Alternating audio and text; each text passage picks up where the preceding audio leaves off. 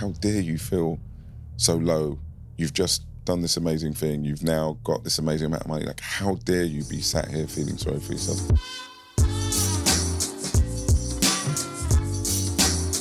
Hello and welcome to the first episode of the Coutts Beyond Success Podcast, the show that lifts the veil on success and invites guests critically acclaimed in their field to sit with us and ponder the question, what's next?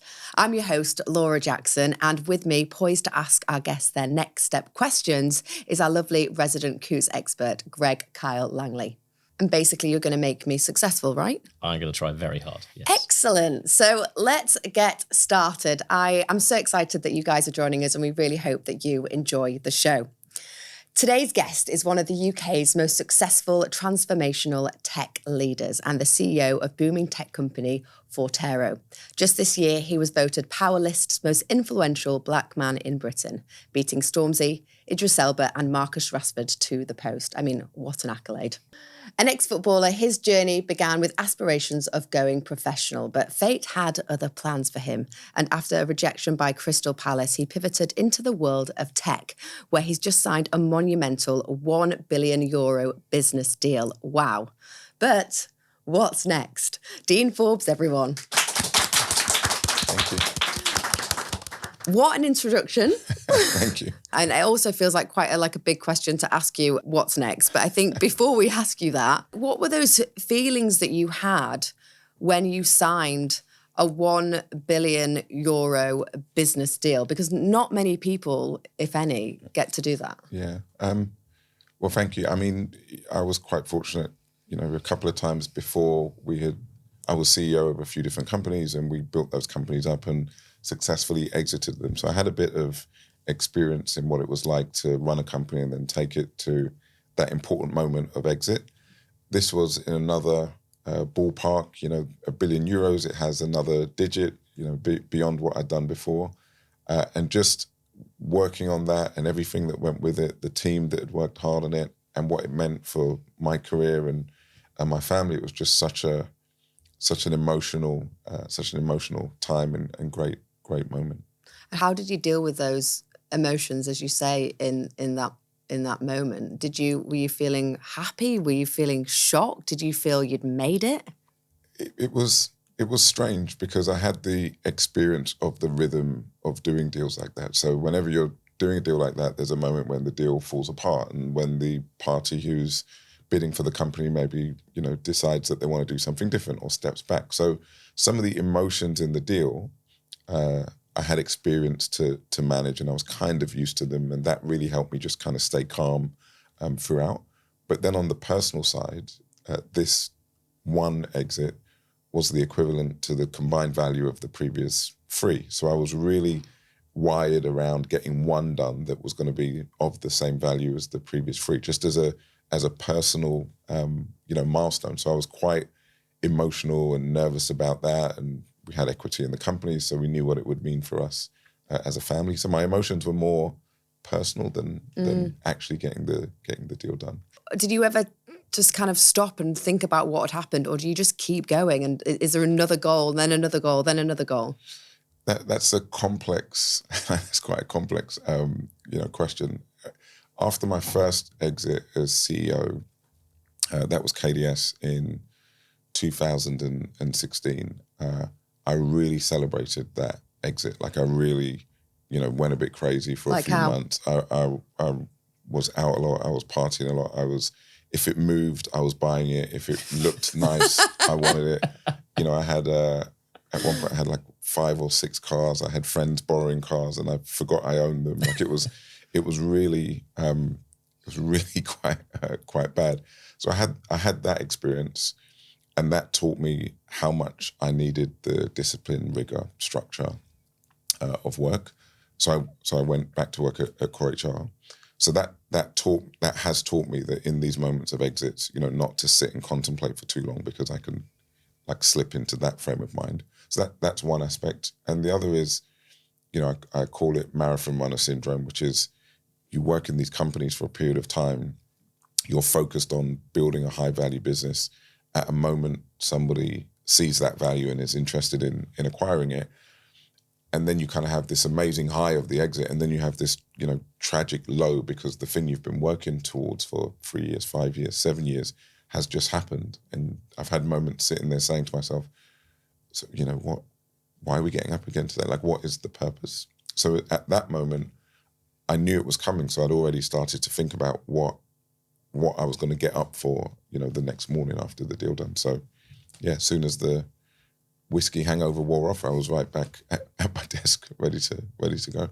I guess there's a difference with, in kind of taking a beat and thinking, or just experiencing what you've just been through and then moving forward, or, as you say, just going out and having a wild time and just getting your head into that. I mean, do you think those kind of beats, those pauses are important to kind of take stock of what's happened and then move forward? Definitely. And as I've got older, I manage them for myself better now. So I call them like Podium Moment. So I went back to work the next day, but I think 2 weeks later we planned a party.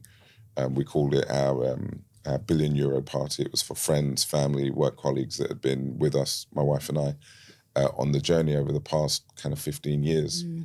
And we went crazy. We had a great place in Mayfair. So we did it in one night, and then we took about 20 friends and family to Kenya for a couple of weeks. So we just had these two kind of set moments where we're going to stop, celebrate, enjoy what we've accomplished, but yeah, not get too carried away with it because there's so much more that we want to do.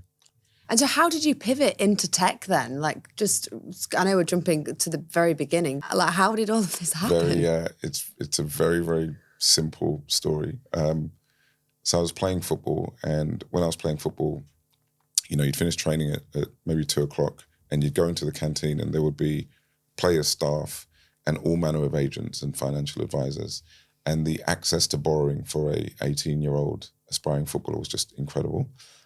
So I took all of it, right? Every loan, every credit card, every payday advance that I could, I took all of it. And I had a convertible yellow Renault Megane, and I was borrowing money on my next contract. That's how it was positioned, right? That you're making £500 a week now, but on your next deal, you're going to make £1,500 a week. So we can lend you money on the £1,500 a week income that you don't yet have. And of course, I'm 18, fresh off the estate. This is music to my ears. So I took it all. And when the football career ended, I was in £89,000 of debt as an 18-year-old. And we spent a short amount of time traveling the country on trial with different clubs, trying to get a new deal. And that didn't work out. And Harry Gerber sat me down in a restaurant in Camden and said, we can keep trying to do this. It doesn't look promising. And if you don't service this debt that you have, it could cripple you for the rest of your life. And a friend of mine is willing to give you a job in telesales on Monday at 8:30. And I really think you should take it. So that's what I did. I kind of bounced out of football at the end of the day on Thursday. And by Monday, I was sat in a windowless room making cold calls and crying. I mean, to have that much debt at 18 and not feeling like you've got the opportunity to pay that money back, how did that feel? That must have been terrifying. I was more scared about the reputational damage than I was about the money, because I grew up in a group of footballers who went on to play for their country, playing World Cups, playing the Premier League, and they were just starting to, make their mark. So I was kind of not ejected, but I came out of the group as a failed footballer, and it made my social life and existence. I had my existence destroyed, like in that Thursday night. Up until that point, I was part of that group. We were all footballers. We all trained, and then suddenly, I wasn't anymore. So that was harder to deal with than the debt. I actually wasn't that worried about the debt. I was more concerned about how I was going to continue to exist as a person. It sounds really tragic, but it was more about I don't want to socialize with them anymore. I don't want to be around them anymore. That's all they talk about. I can't talk about how many cold calls I've made when we're in a bar on a Friday night. I just didn't know what my new existence was going to be, and that was more frightening. So it sounds something like being a young footballer, that was you, that was your personality, that's your social group, and then suddenly that's been snatched away. You no longer have the license to be you anymore. Right. And trying to figure out, it sounds so dramatic, but just trying to figure out who you were. Every social conversation we had, maybe not every, but the vast majority of social conversations we had were about how we trained that day, who was good in training that day, who we were going to play at the weekend, when we were playing against each other, who was injured, who your club would do. That was, that was the tone of the friendship group. And if you weren't playing every day or training every day or playing at the weekend, what were you going to talk about? And what I was now doing, making 60 cold calls a day, none of these guys had any interest in. And then there's the banter of that group, right? It's quite a vicious group. Yeah. And they weren't particularly forgiving that I'd had this, turn of fate. And it wasn't that they were horrible. That was also how we spoke to each other. So it wasn't a change. That was just how we spoke to each other. But now I am upset and I am sad because I am out of the group. Those jibes were hitting a little bit sharper than they would have done a year before. So that was really really hard. How did you get through this time? I wasn't kidding. I cried a lot. Like when I took that job in telesales, I always joked that I'd kind of, go into the toilet and I'd sit in the toilet and it would feel like I was in there for 2 hours. And you'd come out and check your watch and you'd been in there for 10 minutes. Like you were trying to run the clock down on the day. I was really, really emotional and I cried a lot. But I just also hit a point where it was so embarrassing to be there, to have failed at football, that everybody in the office was, whispering and talking about me. It was so bad that I got to a point of just saying, okay, I don't like being here, but I at least need to prove to this room of people that I'm not a moron, right? So I took the job seriously for a period of time purely to prove to colleagues who were laughing at me that I wasn't an idiot. And that was the beginning of kind of the bounce out of the lowest point. And at what point did you feel like you found your identity? The Primavera exit. So when we sold to Oracle and but when we sold to Oracle, it was at that moment I kind of said, okay, and it was at that moment actually I kind of reintegrated back into that social group, because at that point I had a really good job. I was paid really well. I was traveling the world. I was running a big part of a company, and that deal made me a multimillionaire. So I kind of walked back into that social circle, chest out and successful, because I'd done something. Friends had England caps, friends had Premier League goals, friends had, great financial situations. And I now had something to bring to the table. So it was, 2008. So what does Dean Forbes work so hard for? It's funny because I'm still working so hard to prove something. I've still got this, I don't really know why, but I've just got this incredible desire to check this €4 billion box now, to run a company across Europe at this scale, to be a person who has supported the professional advancement of hundreds, if not thousands, of young people. I still want to prove that I can do that. Okay, it's the time of the show when we are going to ask you about your notes app, because we think that this is a really great way to get into your psyche, really understand Dean. What is in your notes, and can you share anything with us? Are you a to-do list man? Oh, I'm a big to-do list man. Okay. If I write it down, it probably gets done. If I don't, it may not. So do you tick them off then as you go along? Do you have the little tick boxes on your app? It's weird. If I write something, it commits it to memory. So if I write stuff, I rarely go back to read it. Like just the act of writing it is what makes me remember. So if I need to remember something, I write it down. Okay, go on then. What's in there? What can you read? What can you read out? Put this platform to better use. Are you doing that, Dean? That's like a constant question I ask myself. I also often think about, and we do a lot of work through our foundation around how the position I find myself in now can be put to good use for more people like me from similar backgrounds to mine. So I'm always, challenging myself to find spaces, find opportunities, make connections that I can play back, to people who look like me, come from where I come from, and have more potential than I had. So that's something.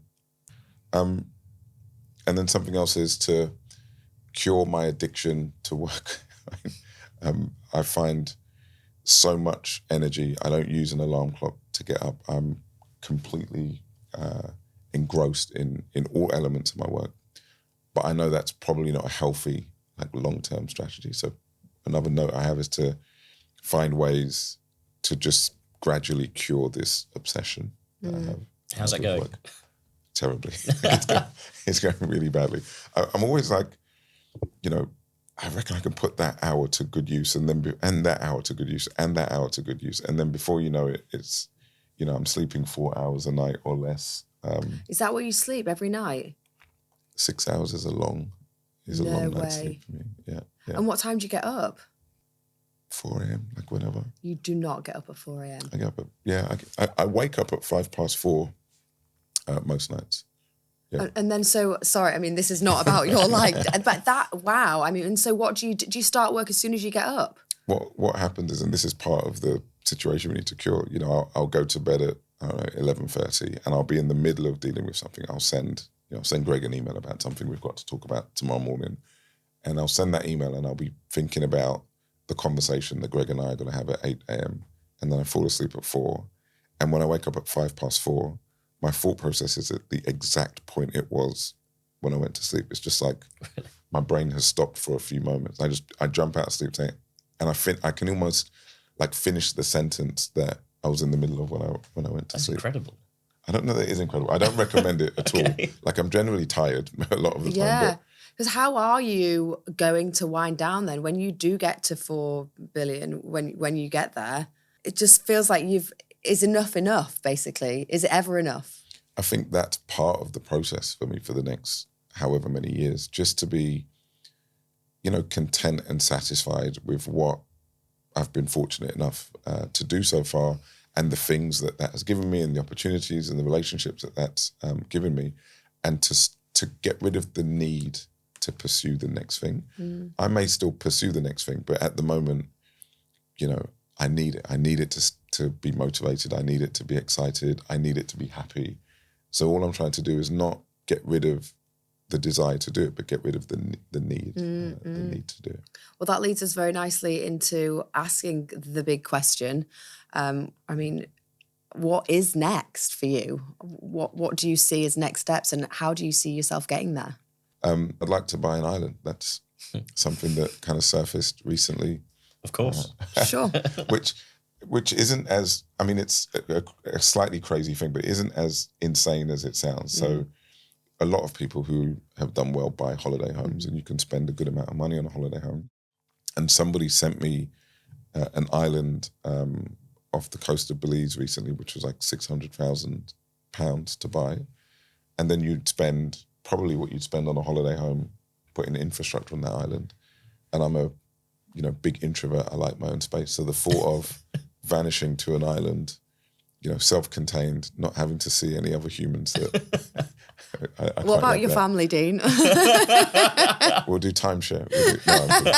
I'm kidding. But yeah, that and just the project of that, putting myself, that will be another challenge. That will be another thing to figure out. That will be another thing to be obsessed with. So it would also serve that part of my personality as well. Have you done that before? Have you been to islands before?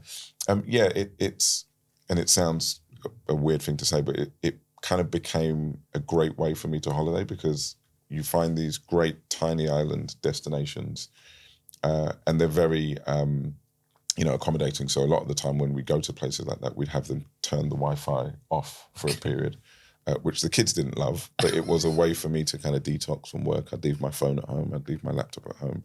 And just the act of boarding the plane going, I really want to work, but I can't, right? Meant that I just kicked into holiday mode much quicker than when I traveled with my phone, and you're running back to the room after dinner just to do 20 emails and then run back to the bar. So yeah, it became a way for a person, a work addict like me, to get a bit of a break. Yeah, sure. So you've obviously got it really under control in that you need to have basically your own country in order to switch off from work to be able to control the internet. I need to leave all devices. That's a much cheaper option, just leaving all devices at home. And what does your out of office say? Dean Forbes is on holiday. The other trick is I have IT change my passwords too. Like, this is how bad I am, right? So I leave the devices and I have IT change the passwords, because I had moments where I'd find an internet cafe and just say, well, let me just check what's going on. And then, that's the rest of the holiday binned because I'm in my email. So I leave the devices, they change the password, and I get a couple of weeks break. This is a serious addiction, isn't it, Dean? This is what we are finding out. Do you want to lie down? Yeah. But do you think that you can conquer this on your own? Or, how do you put your best step forward with this? Because it is quite serious. If you can never switch off, it's not a good thing. It isn't a good thing, like long-term health-wise. It probably can't be a good thing. But don't get me wrong, like, I'm having a blast. Like, I'm having so much fun working. I cannot believe that I have this life, that I have this job, that I'm in this position. And I just want to use every minute that I'm still here and put it to great use. I was joking with my wife yesterday that at some point, well, we always joke and say at some point, someone's going to ring the bell and say, you've had your fun now, right? You need to give us back our lives, the lives that we loaned to you for 10 years. So I just want to keep enjoying it. So I'm not pressured by it. I'm not burdened by it. I just know it's probably not sustainable for the long term at this pace and intensity. I mean, it sounds a little bit, tell me if I'm wrong, that you feel a bit guilty. And is there a sense of why me at times, as you're saying, you think someone's going to come and knock on your door and be like, oh, actually, sorry, we gave you the wrong life. Could you come back here a little bit? Right.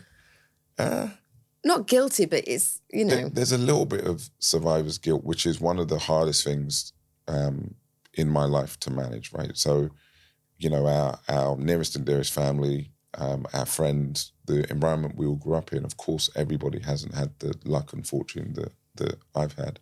So sometimes with the situations I'm in, the rooms I'm in, the amounts of money I'm dealing with, you kind of look back and say, Jesus, this room is throwing around tens of millions of pounds on on a conversation or turn of a page.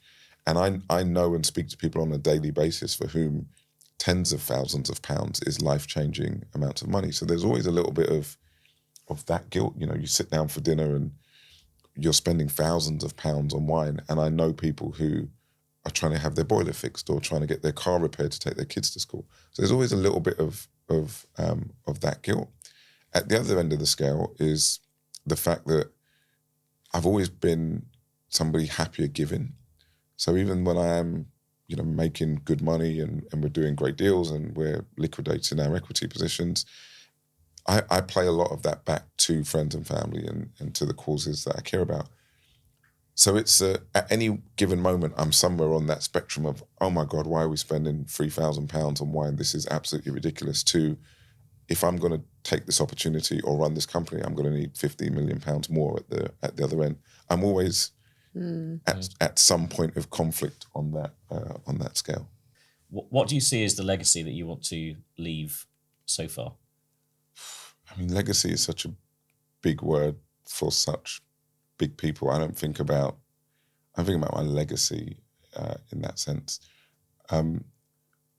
The thing that I've discovered and that I do think is helpful is I'm a person who is comfortable and hopefully credible in the boardroom. I've done some big deals. I've been involved in some great conversations, been involved in some political conversations, right, at a good altitude. So I'd like to think I'm credible in those rooms. But when I go back to my estate, I'm still welcomed. I'm still credible. I still am relatable. Those people don't look at me as somebody who is gone or, is out of reach or they shouldn't listen to because I'm living in a different world. And the people in the boardroom don't look at me as somebody who's still fresh off of an estate. So the thing I would like, if people do, for whatever strange reason, think of me, I'd like for them to think of me as that somebody who didn't lose themselves coming from where I've come from, and somebody who was legitimately in those rooms because they earned it and they deserve to be. And as a consequence of that, people like me from where I'm from think that this path is a possible one that they can and should pursue. that's the only reason I spend time, talking about what we've done, talking about what my experience has been, doing podcasts, so that somebody like me looks and says, I never imagined that somebody like me could do what he's done. And now that barrier is broken. That's what I hope people think.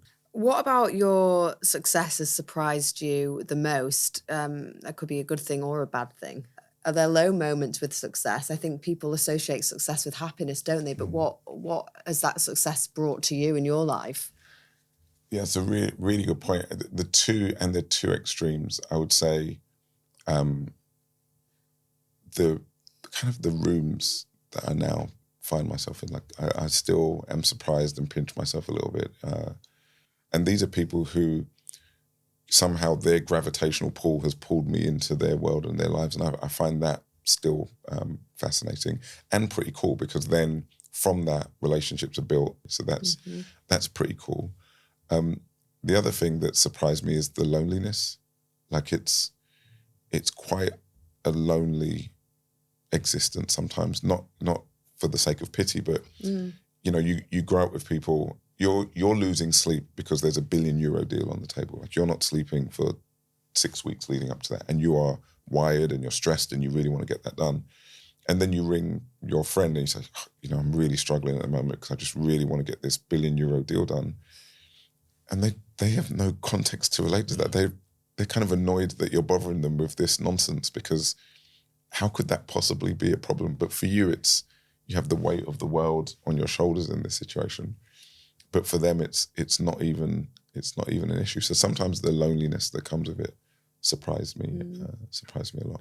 Who do you feel like you can reach out to then and talk to that does understand these problems? Because as you say, like being up for 6 weeks because you're about to sign a €1 billion deal isn't a problem of the every person. So who do you have people that you can confide in? That's why it's lonely, because there are a really good set of business friends who will understand those deals in that form. But they don't understand that once that deal gets done, there's a group of family members kind of waiting in the wings, right, that we have to deal with, and vice versa on the other side. And that's what makes it a little bit lonely. It's something that we talk to lots of our clients about. Every kind of stage of wealth you go through, you suddenly discover whole new complexities where, a few years ago you thought, well, when I get to that level, everything will be simple because I can basically just write checks to solve problems. Right. How do you balance that bit then where you can probably solve lots of the problems that people come to you with just by sending money? How do you balance that with the need probably to actually help some of them, pull themselves up by their bootstraps and sort out things themselves? It's been a multi-year process of triage, to be honest. And now the beautiful thing about this very small group that is so important to me is if they ask, it's a genuine need, right? And they would have exhausted every possibility to handle it without my involvement. So when they ask, it's a highly qualified need. That's helpful. Number two is they don't ask, right? They tend not to, and they tend to be respectful of the fact that you've earned your way to your position, and that they kind of see the demand that others place on you, so they don't want to do that. And those two things are really important. So it means when the phone does ring, you feel differently towards helping. And those, it sounds bad, but those outside of the circle, I can't attest that their motivations are as well qualified. So that helps me help and support that group. And the other thing is just to do things more structurally. So I have an equity position in Forterro, which is mine and my wife's. I have another equity position in Forterro that is for friends and family to invest in. And they have invested into Forterro with their own money. And my wife and I have matched their investments so that as Forterro grows, they have a position in Forterro that will grow. So doing more things structurally for people. So it's not just, endless phone calls every time somebody has a personal situation that needs to be cured with money. And after you, just going back to talking about how you're saying that sometimes you can feel a bit low after success, like how How do you deal with that? I mean, most of the time you said you're really fortunate, this is really great, but there are times where perhaps a family member is coming to you or something happens at work. How do you deal with those lows? Firstly, because it's happened, I understand it now. When it happened earlier in my career, it was harder to deal with. I was kind of looking at myself saying, how dare you feel so low? You've just done this amazing thing. You've now got this amazing amount of money. Like, how dare you be sat here feeling sorry for yourself or feeling low? And that was harder to deal with. And it doesn't happen any less now. It happens at exactly the same frequency, at almost exactly the same moment as it happened earlier. I just know it's going to happen now, right? So, you're going through a situation and going, okay, this is going to be really good for a couple of weeks and then it's going to be bad. So just get ready for the low. I'm a big thinker and I choose, silent. I just kind of think my way through those problems. I've got good friends and family who also have been with me for long enough now that I think they sometimes talk among themselves saying, you know what's coming in a couple of weeks. Leave him in the corner. you know what's coming in a few weeks. So just knowing that happens, knowing that that's the way I'm built is part of the cure. Is part of the cure for it. Because I think people just automatically think that, I mean, you guys have got, this world much more than me or anyone else listening in my position. Like you do just associate happiness and success and you think, well, we've got this money now, you should be fine. And it's like, as I'm learning, it's really not like that. No, like my daughter sent me a text. I stayed away from home last night because I was speaking at a charity dinner, great dinner, wonderful cause, great use of time. And my daughter sent me a text last night just explaining her school day and saying that she missed me. So then I had 20 minutes of hating the fact that I'd spent the night at this charity dinner when I could have been at home. I could have had dinner with her. She could have explained her day to me, directly. But I'd chosen to miss that in order to support a charity. So you have these moments of like feeling really guilty and, impassioned that you haven't been there for your kid, or you missed a sports day, or your wife calls you to explain a situation at home and you're not there. So you have, those are lows. Money doesn't really cure those low moments. And we're talking a lot about success as part of this series and beyond success, what happens once you've achieved it and what's next. And how do you think about success for your children and how your success maps onto what their expectations of themselves might be? How does that work for you? Firstly, my wife and I are constantly managing our own jealousy of our own children. Like we're really jealous, and sometimes it borders on disliking our own children. Like we do crazy stuff sometimes, and we have to govern each other's behaviour. You find us like snatching a can of Coke out of one of our kids. When we were young, we weren't allowed to drink Coke just on a Tuesday afternoon. Fizzy drinks were for the weekend and cakes and sweets for the week. We're just behaving appallingly and snatching, and they don't know any difference. It's not their fault. I think our biggest fear is that the drive, determination, and motivation that we have and that I have was born out of hardship and suffering and trauma. That's where this drive has come from. So now the challenge for us is to parent in a way that creates that drive in these young people without the tool of, you need to work because if you don't work, you can't eat. You can't explain that to my children because they just have no, they're swimming around in their pool in their house with their friends. So you can't tell them to get out of that pool and explain to them, you should really work hard because if you don't, you won't have nice things in life. They're kind of like, I don't know this world that you speak of.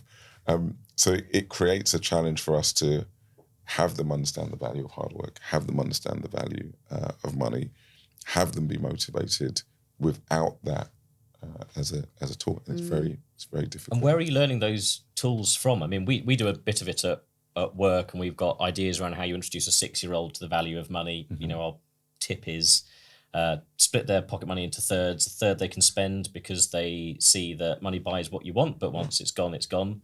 A third you have to save so they can see the number go up and they can think about something bigger that they want in the future. But then when they get to that decision point, it means that number going back down to 0, but then they get the thing and maybe they want to think about that. Then a third they have to give to charity. It doesn't matter what they choose. It could be the dolphins or whatever, but it really starts them recognizing that the third I would have used to buy some sweets for a magazine or something, I've been explained what that means for the charity that's really important for me. Yeah. And as you scale all those numbers up as they get older and older, and maybe they start becoming part of the family foundation, they much better understand that £2,000 thing they might want, right. what that does in the charity. Right. And that really helps. But where are you learning some of these lessons? Probably not a too dissimilar philosophy. So our children get, a budget for Christmas and birthday. Anything that they want outside of those two occasions, they have to put half of the money up for it.